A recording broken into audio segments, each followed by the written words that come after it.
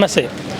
ప్రస్తుతం తెలంగాణలో నిన్నటి వరకు ఏదైతే వేడి వాతావరణం నెలకొందో సీఎం ఎవరా అని అందరూ ఆత్కంఠంగా ఎదురుచూశారు. చివరిగా రేవంత్ రెడ్డిని అయితే సీఎంగా ప్రకటించారు.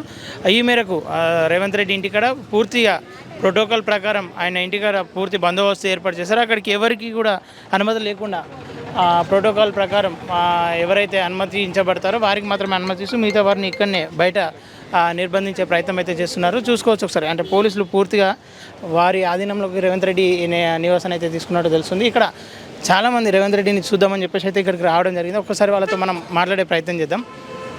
అన్న నమస్తేనే. నమస్తే సార్. ఎక్కడనే మీది? మాది కొడంగల్ కాన్స్టిట్యూన్సీ. కొడంగల్. ఎందుకు వచ్చారు ఇక్కడికి? సార్ కలవడానికి వచ్చినాం, చూసి పోదామని వచ్చినాం. కలిసిండా మరి? సార్ కలవడానికి తమ్మునికి అయితే కలిసినాం. ఈ ఇంటికి వచ్చి జర చూసిపోతే మాకు అభిమానం అనేది ఇదైతే వచ్చినాం. తిరుపతి రెడ్డిని కలిసినాం, మాట్లాడినాం, వచ్చేసినాం. ఇక్కడ పోనిస్తురా మరి లోపలికి? ఇక్కడ ఓనీకే తిప్పలు ఉంటుంది సార్. ఎందుకంటే ఇప్పుడు అతను ముఖ్యమంత్రి పదవిలో ఉన్నప్పుడు ఎట్లా వస్తాడు సార్? వాళ్ళ తమ్ముని దగ్గరికి అయితే ఇంటి దగ్గరికి పోయి కలిసి మాట్లాడి వచ్చినాం. ఓకే, ఏమనిపిస్తుంది మరి? మంచిగానే అనిపిస్తున్నారు. ఆయన సీఎం అవ్వడం మంచిదే ఉండదు అంటే అభివృద్ధి చేస్తాడు అనుకుంటారా? అభివృద్ధి చేస్తాడు, చేసేటందుకే కదా. కొడంగల్కి వెళ్ళి ఒకసారి ఎమ్మెల్యే వాడిపోయి ఆడి దగ్గర పోయి ఆడికెళ్ళి వీడి దగ్గర వచ్చి ఇంత దగ్గర వచ్చిందంటే ఏంటి అభివృద్ధి చేసేటందుకే వచ్చింది, లేకపోతే రాడు. సరే, ఇంతకుముందు వచ్చినప్పుడు ఈయన కలుస్తుండే మాకు మాట్లాడుతుండే, మంచిగా దగ్గర పిలిచి చా కూడా తాపుతుండే.